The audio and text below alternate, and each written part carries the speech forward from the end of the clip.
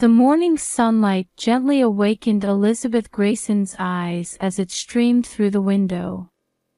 Even at 65, the habits from her 30-plus years as an elementary school teacher hadn't faded easily. She slowly sat up and glanced at the family photo on her bedside table. "Good morning, Jake," Elizabeth whispered softly. The sight of her 6-year-old grandson's innocent smile in the photo tugged at her heart. Her single-story house in a quiet residential area of Westchester County had once been filled with laughter. Now, the silence weighed heavily on her heart. As she went through her morning routine, the events of the past 2 years flashed through Elizabeth's mind like a slideshow. It started 2 years ago with the devastating news that Sarah, her son Michael's wife, had died in a car accident.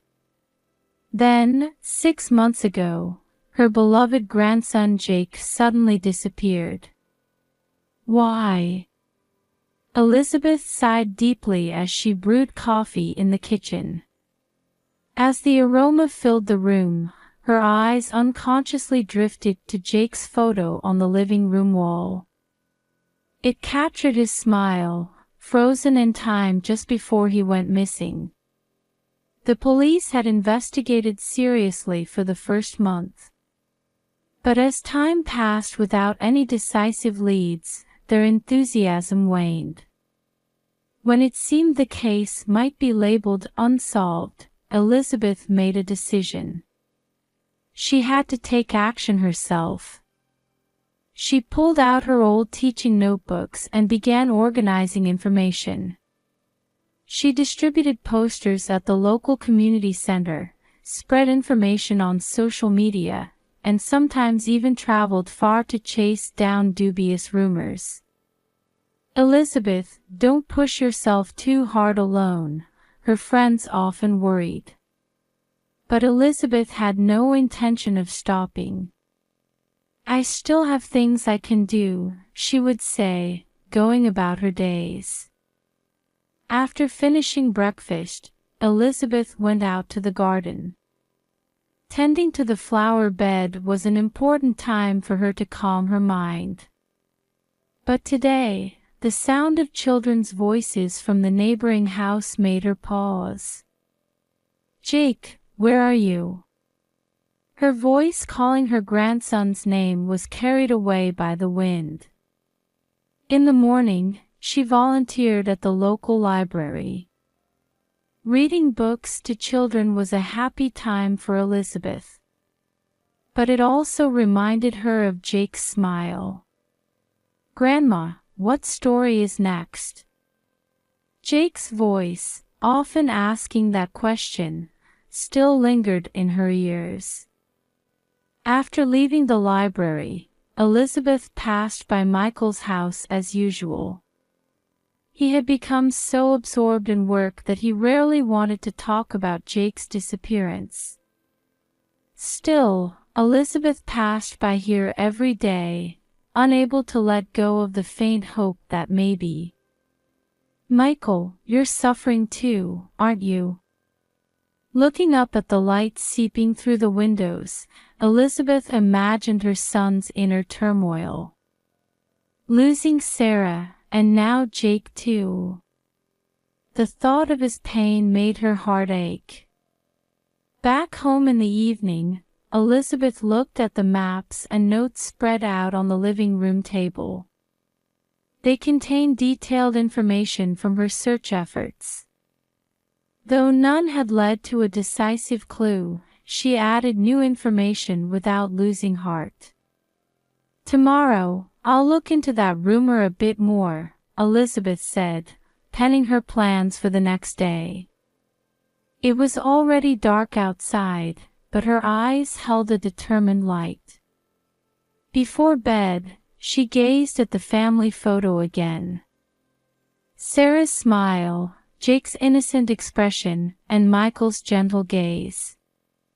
The memory of those happy days sent a pang through her chest. "Jake."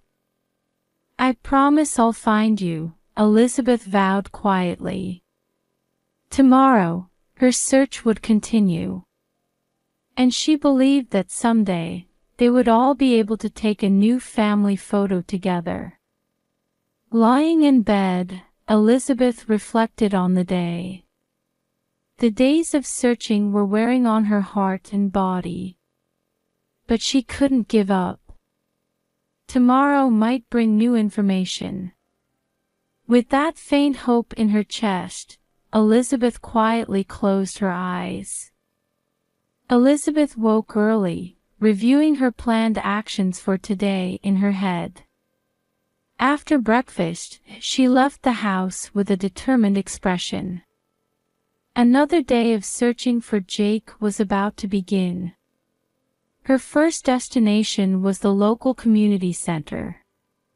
Elizabeth, carrying handmade posters, headed for the center's bulletin board.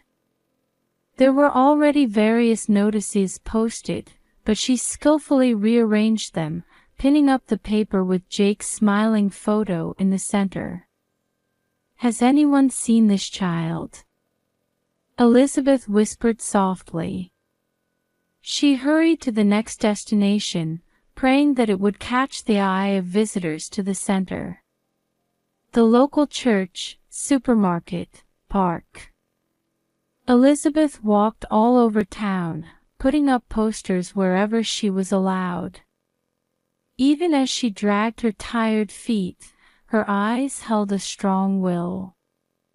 Back home, Elizabeth sat in front of her computer. Spreading information on social media was a new challenge for her. Though she had been hesitant at first, now her fingers flew over the keyboard with practiced ease. "Please, someone with information." Elizabeth prayed in her heart each time she sent a post. A few days later, Elizabeth visited her son Michael's house. Since Jake's disappearance, there had been something off about Michael's attitude. Today, that feeling of unease grew stronger. "Mom, don't you think it's time to give up the search?" Michael said coldly.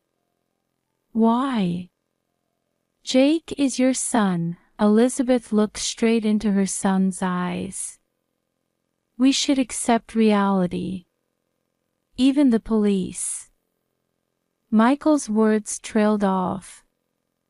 To Elizabeth, it seemed like his eyes were hiding something. "Michael, do you know something?" "Nothing." Michael averted his gaze. This conversation planted a new seed of doubt in Elizabeth's heart. Her son's behavior was too unnatural. Could he be hiding some crucial information? A few days later, Elizabeth was having tea with a group of neighborhood housewives. The topic naturally turned to Jake's disappearance. "Elizabeth, actually." The woman living next door spoke up. "I've been hearing strange noises at night recently." Elizabeth held her breath. "What kind of noises?" "Like a child crying, but I'm not sure." At this information, Elizabeth's heart began to race. Could it be? But that was too terrible a thought.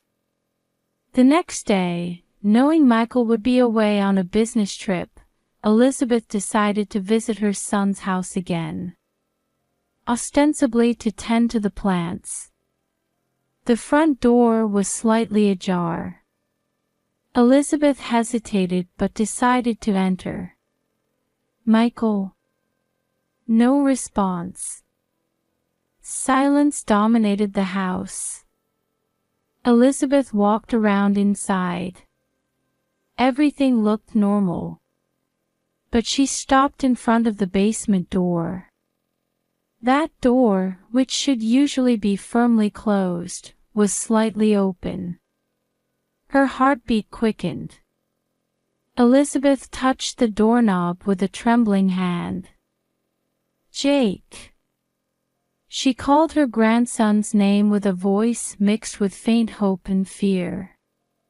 There was no answer, but she thought she heard a faint sound from somewhere far away. Elizabeth took a deep breath. She couldn't imagine what lay ahead. But she needed to know the truth, no matter how terrifying it might be.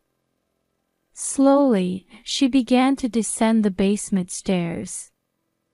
One step, then another. With each step, doubts grew within Elizabeth. Michael's unnatural behavior, the strange noises at night, and now this slightly open basement door. Everything seemed to suggest something. Elizabeth reached the bottom of the stairs. In the darkness, she waited for her eyes to adjust to the light. And then, as Elizabeth's eyes adjusted to the darkness, the outline of the basement gradually came into view. The damp air clung to her skin, and a faint smell of dust tickled her nose. With her heartbeat pounding in her ears, she cautiously took a step forward. "Jake," she called out softly. Then, from the darkness, she heard a faint sound. Elizabeth held her breath and slowly moved towards the source of the noise. There, under a dim light bulb, she saw a small figure huddled. "Jake!" Elizabeth couldn't help but cry out. Seeing her grandson chained up, a sharp pain shot through Elizabeth's chest. She rushed to Jake's side and touched his cheek with trembling hands. "Grandma." Jake's voice was weak and filled with fear. "It's okay, Jake. Grandma's here," Elizabeth said, holding back tears. "I'll get you out of here right away." She desperately tried to remove the chains. But Jake's next words made her stop. "Save Mom first." Jake suddenly cried out. Elizabeth's face showed confusion. "But your mother." The words caught in her throat. Sarah was supposed to have died in an accident 2 years ago. So why was Jake asking to save his mother? "Mom's over there." Jake pointed to the next room. Elizabeth's mind went blank. She slowly stood up and walked unsteadily towards the next room. When she opened the door, "Sarah." Elizabeth's voice trembled.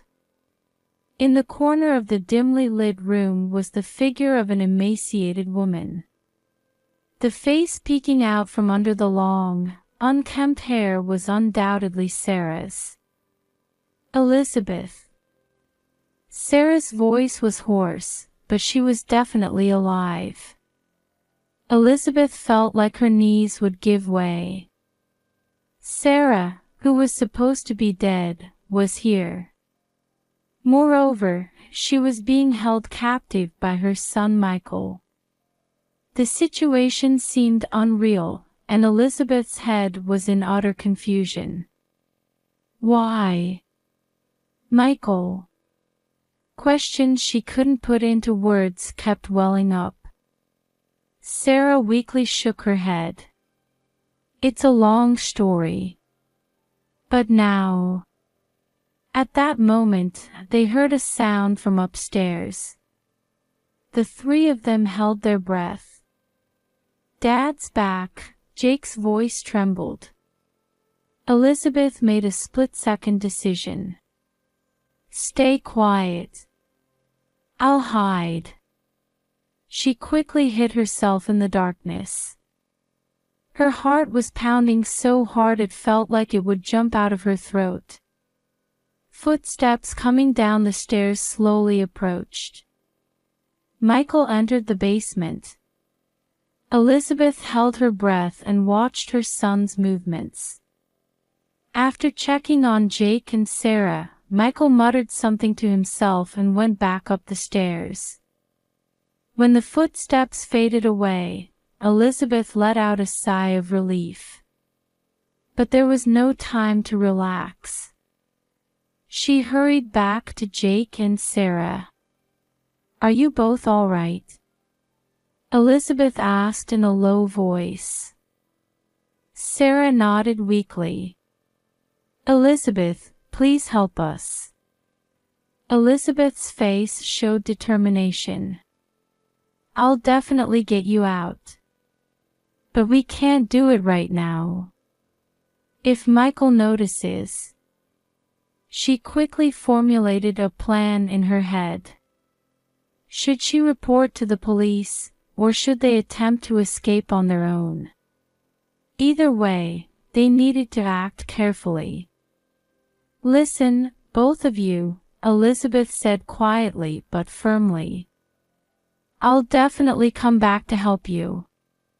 Until then, hang in there." Jake and Sarah looked anxious but nodded. Elizabeth hugged them one last time and then carefully left the basement, making sure not to make any noise. As she climbed the stairs, her head was full of complex thoughts. Anger towards her son, worry for Sarah and Jake, and above all, the urgency and anxiety of how to resolve this situation. However, Elizabeth renewed her determination. She would definitely rescue the two of them. And she would uncover the truth behind her son's actions. As she left the house, Elizabeth looked back once. The house that looked unchanged on the surface, but the terrifying truth hidden in its basement. She took a deep breath and stepped forward. It would be a long and dangerous battle. But Elizabeth had no choice but to go back. To save her family and reveal the truth, her new fight had begun. On Sunday night, as the clock struck 11:30, Elizabeth crept up to the back door of Michael's house, holding her breath. Her heartbeat echoed in her ears. She quietly opened the door and headed for the basement. "Sarah, Jake," Elizabeth whispered. From the darkness, two shadows approached. It was Sarah and Jake. "Michael?" Sarah asked in a low voice. "He's drunk and asleep," Elizabeth answered. "Let's hurry." The three of them cautiously began to climb the stairs. Thanks to Jake's knowledge of his father's behavior patterns, they knew which stairs would creak. However, in her tension, Elizabeth's foot slipped for a moment, breaking the silence with a faint sound. The three froze in place. "Who's there?" Michael's voice came from upstairs. Elizabeth made a split-second decision and whispered, "Jake," Michael's cell phone. Jake acted quickly. He grabbed the cell phone left on the living room table and began dialing 911. "This is Michael Grayson's house. There are kidnapped hostages here. Please hurry." At that moment, they heard Michael's footsteps rushing down the stairs. "What the hell? You guys!" Michael's angry shout echoed throughout the house. "Run!" Elizabeth yelled. The three of them dashed towards the back door. But Michael's footsteps were getting closer. "I won't let you go anywhere." There was madness in Michael's voice. As soon as Elizabeth stepped into the garden, she spotted a large flower pot. "Sarah, Jake, go ahead." She summoned all her strength to lift the flower pot and threw it at the pursuing Michael. Ugh! Michael stumbled, tripping over the flower pot. Taking advantage of that moment, Elizabeth started running with all her might. She could see Sarah and Jake turning the corner of the street. "Wait! You traitors!" Michael's shout broke the night's silence. Elizabeth ran desperately. However, perhaps due to her age, she soon found herself out of breath. Michael's footsteps were getting closer.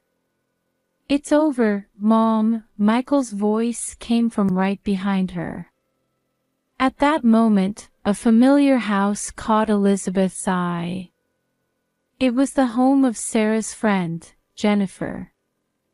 Summoning her last ounce of strength, Elizabeth rushed to Jennifer's front door. "Jennifer! Help!" She desperately pounded on the door. The door opened. Jennifer's surprised face appeared. "Elizabeth! What's wrong? Let me in. Quickly!" Elizabeth turned around. Michael was almost upon her. "Mom, stop!" Michael's eyes were bloodshot. "Are you trying to ruin everything?" Jennifer seemed to immediately grasp the situation. She pulled Elizabeth into the house and slammed the door shut. "I'm calling the police." Jennifer immediately headed for the phone. Elizabeth collapsed onto the floor.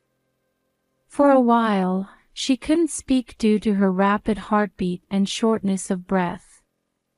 Outside, Michael continued to shout, "Open up! Mom, what have you done?"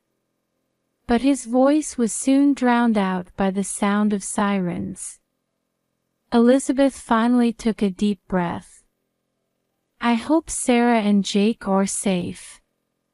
Jennifer placed a hand on her shoulder. "It's okay, Elizabeth. You're safe now." Police sirens broke the night's silence as patrol cars arrived one after another. Michael was arrested without resistance, handcuffed and shoved into a patrol car. His eyes were a mix of anger and regret. "Elizabeth!" Sarah and Jake's voices brought Elizabeth back to her senses. She rushed over and hugged them tightly. "It's finally over," Sarah said, tears streaming down her face. Over the next few days, the whole town was in an uproar. The news reported on this incident daily, and the local community was deeply shocked. However, at the same time, an amazing circle of support began to spread. Local psychologists offered free therapy, real estate agents arranged temporary housing. Neighbors brought in meals, and children were kind to Jake. The trial began 2 months later. Michael's crimes were revealed in court. Imprisonment for Sarah's huge inheritance, creation of a false death certificate, and long-term abuse. The evidence was overwhelming. On the final day, before the verdict, Michael was given a last chance to speak. He stood up and turned towards Sarah, Jake, and Elizabeth. "I've done something unforgivable," his voice trembled. "Blinded by greed, I hurt my precious family. Mom, Sarah, Jake. I'm truly sorry." The courtroom fell silent. Elizabeth looked at her son with complex emotions. Anger and sadness, and a faint pity swirled in her chest. The sentence was 25 years in prison. Michael was led out of the courtroom with his head bowed. 3 months have passed since then. Sarah and Jake have started a new life in a new apartment, and Elizabeth visits almost daily. Today, too, she came with a homemade apple pie. "Grandma." Jake ran up to her happily. "Jake, how was school?" Elizabeth asked, hugging her grandson. "It was fun. I got a perfect score on my math test today." Sarah poked her head out from the kitchen. "Elizabeth, thank you as always." The three of them gathered around the dining table, enjoying a peaceful moment.